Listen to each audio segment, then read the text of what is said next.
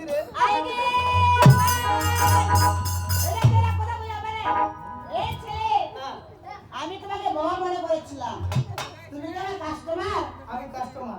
Customer বলতে তুমি দই বিক্রি করো? আমি দইনি এখানে কি কি দই রয়েছে? টক দই বগুড়া দই হাতে কাটা দই মিষ্টি দই আর এই যে ভাতার মুখী দই এ ভাই, এতেলা দই খাইছো রে? তুই খেয়েছো কোনদিন ভাতার মুরগি দই খাই না।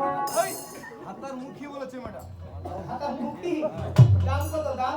আমি যে রেটে দই বিক্রি করি না তুমি হয়তো জানো না কত বলো? এই আমরা হাটে কেউ এই রেটে দই বিক্রি করে কত না। বলো? বলবো মাত্র 120 টাকা 120 টাকা? হ্যাঁ ভাই 120 টাকা দিননি।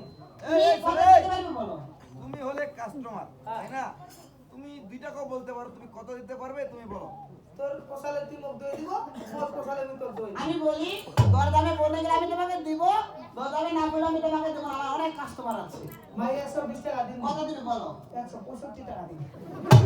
ডাইরেক্ট কথা বলি